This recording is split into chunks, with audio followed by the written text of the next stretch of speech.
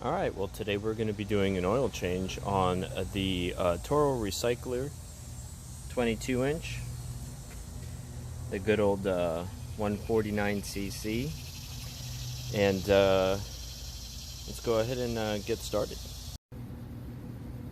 Alright, so before we get started on the oil change itself, some might be asking, hey, how do I track the hours, or how do I track the time in which it's time to change the oil? Well, I usually go by getting 1 gallon of gasoline, and when I've gone through a gallon in my lawnmower, I go ahead and change the oil, and I go ahead and change the blade out, that's what we'll be doing today. When I do the oil, or I'm sorry, when I do the gasoline, I usually like to put in any kind of a fuel system cleaner that's going to have the PEA in it, since that's the ingredient that's going to go ahead and be able to clean all of the engine parts, including the combustion chamber, since it survives the high temperatures that are active during the combustion process. And of course I put the appropriate amount of stable. In this particular case here, when it calls here 19 gallons is what it's good for 12 fluid ounces. That comes out to be about 2/3 of an ounce per gallon, and so we'll be putting that in, and then of course the appropriate amount of stable. And I just keep that mixed in there as it lasts pretty much for 3 to 4 months at least, if not more. Now, before we get started, this is a good time to go ahead and take a look at some other things, like your spark plug condition. We have to unplug this anyway, especially when we're going to be pulling the blade off. We wouldn't want it to start while we're doing that. And to look at the air filter condition as well too. See if it needs a replacement or if it just needs a good tap out. So a little pre-filter over here that's foam, just pulls right out like so, simply as it be. Got some grass and things of nature in there. Tap that out, and the filter itself just kind of fits in there. I believe Kohler is the company that makes the filters for this. Nice and clean, looking like we're in pretty good shape. And you know, it probably doesn't actually need a replacement. Probably just needs a good tap out, right? Might take the air compressor to this one just to get her a little bit more clean, but it's not, I don't think it's dirty enough to go ahead and replace. And then we'll go ahead and pull this plug, look at the condition of it as well, since we're here. Now, one of the interesting things is usually spark plugs are 13/16 or 16 millimeter. In this particular case, we're looking at an 11/16 size, so I'm not using a actual spark plug socket that has a rubber grommet on the inside. We'd just be using a regular deep well.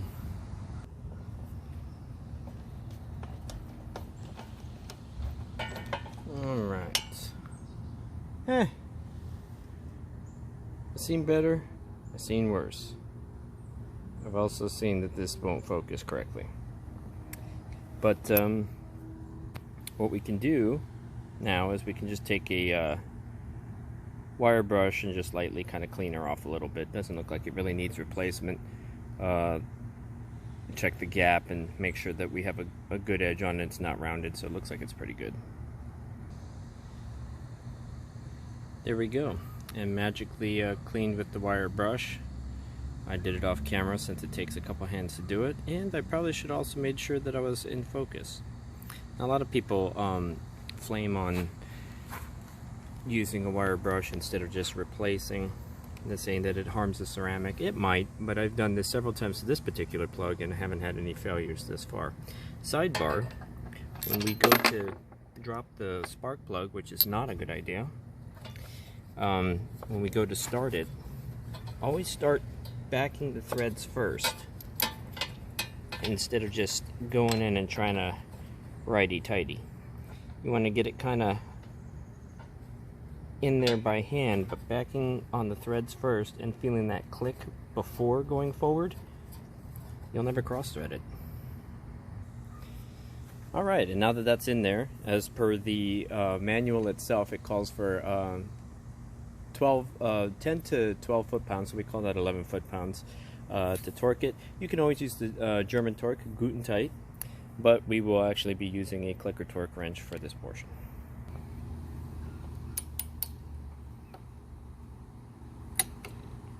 Clicky clicky. Now, a lot of people will say that the extension causes a change in torque. That's true, but I think what they're really talking about is when it's you're using universals and all kinds of other crazy stuff attached to it. This is just a 6-inch extension, so not so bad. Okay, so we skipped forward a little bit, went ahead and used the air compressor to kind of blow out that filter so it didn't look real bad, and the pre-filter itself went ahead and just kind of rinsed her out and beat her down a little bit, put that all back together over there. Now, in terms of draining the oil, this is the easiest I've ever seen it. Normally these come with some kind of a drain plug or something to that extent. On this particular model, it's actually really easy. You're taking your dipstick out and you're just leaning it on the side, and it's going to drain right out from here. Just lean it over. Take a look and see how easily that's done. Alright, well, that's literally what I'm doing. Tipped on the side. Oh, about 2 seconds from making a mess. There we go. And dust and dirt and all. And judge my dirty lawnmower. And oil just drains right out, just like that. Easy as pie. And then, since we got her on the side, and let's not pay too much attention to that fungal growth, we'll go ahead and get that on out of here. But we're going to go ahead and use a 5/8. Take this little bolt out here. You can also use a 16 if you don't have a 5/8 available around the same on the same size. And yeah, could probably use a resharpening. When I do this, I always buy a second blade. And this is the blade I, of course, repainted and resharpened the last time I changed blades out. That's the one we'll be putting on today. Alright, so we did a little bit of cleaning around there. Maybe do a tutorial on how to actually keep our lawnmower clean. This can actually create a little bit of rust, and that's not so good. Some other things that we did in our inspection wasn't like this last time. That's the belt that runs the front wheel drive version of this, helps kind of pull it along. That's going to need to be replaced a lot sooner than later. Maybe we'll be doing a video on that as well. So anyhow, what I usually use, 5/8 breaker bar. If you don't have one, you can put a piece of pipe, length of pipe on the end of a ratchet, works just as well. And since our spark plug is disconnected, we are not at much risk of it firing up on its own, and the breaker bar does make cracking this thing loose a heck of a lot easier. Using your foot, watch me get flamed on that one too. Aha, got you on that one. No, I don't use my foot.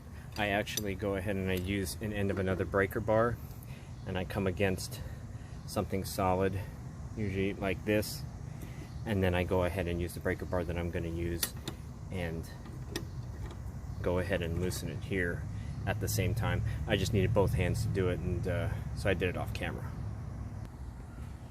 A little bit of a sidebar. I seem to be really upsetting my tiny little min pen. Let's take a break here and just see how mad my little guard dog is getting over this whole thing. Yeah, she's pretty upset. Alright. Unscrewing the bolt and whole blade coming off in the hand at the same time. Massive amounts of talent involved in this.